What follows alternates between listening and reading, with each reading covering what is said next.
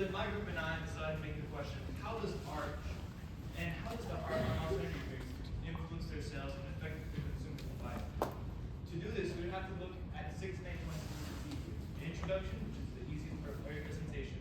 History, about non-energy drinks and the Monster brand specifically. Criteria, examples of good cans based on the rubric we had. Bad and then mediocre.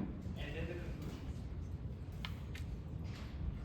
So for the introduction, we can't even go into this before we question how did energy drinks even have a beginning? And we have to know this by knowing history and why people wanted it and were so desperate for a boost seeking for this.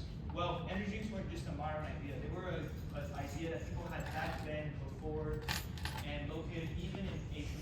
So we must have to start there to begin our tour. We begin in Asia before the 1800s. People were using green tea to stay awake and as an immunity toxin and brain booster. It specifically were used by Chinese delegates and as well elites by this time. And why green tea specifically? Well, the green tea had 2 things, chemical components that involved it. It was caffeine, which helped the person stay awake, and then L-theanine, which supported limited energy, and which is now supported also by a lot of energy drinks nowadays. And then there was ginseng.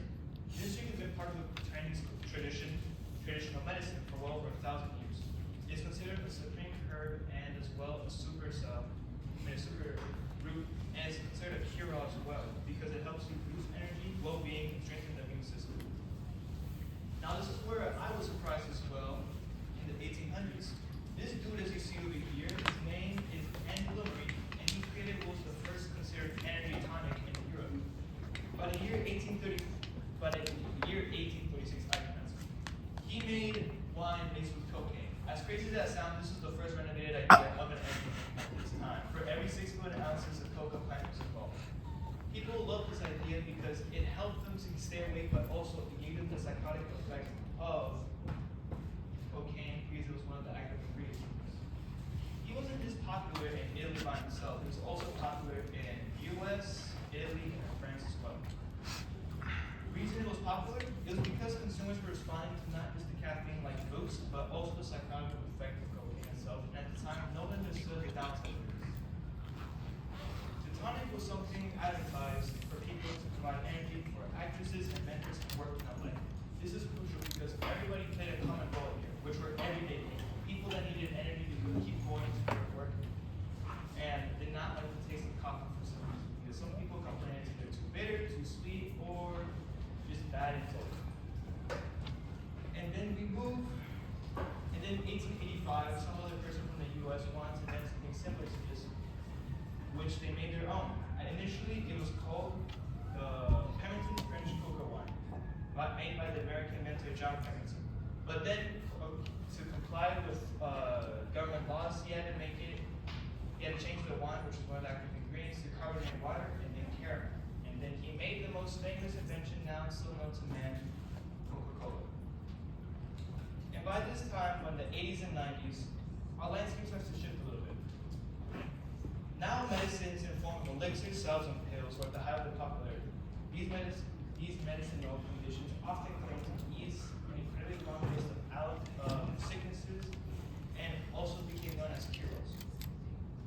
According to Sysoda's historical analysis, commercial toxins like Coca-Cola and Moxie were marketed as health elixirs to help cure everything that any person had, even though we know this is fake, it just gave energy. But then there was something that was even worse though. People at this time were so obsessed with the topic of having energy, they decided to mix in radium and active radioactive material with water. So at one point, people were just drinking ratified water in the 1900s. And then one person specifically, a Pittsburgh industrialist named Evan Byers, he drank a bottle or 2 every day of this little bottle, the third one here, right, of radioactive water, and then eventually he died in the mid-50s. The government found out about it and then said, we're shutting it down and all radium-containing energy. What does this tell us though?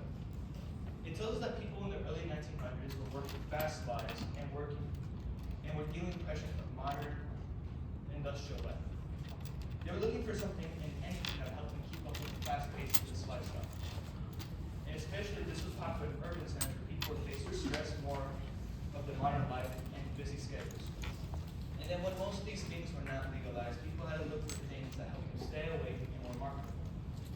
And then by the 1940s and 50s, the foundation was already laid with this concept of energy being in a can or something quick that you drink. Humans have been drinking energy toxins for centuries. They just needed a version that was legal and easy to access. Usually this is where Will S would be at telling the rest of it, but since he's not here, this is where my thing ends. So thank you very much.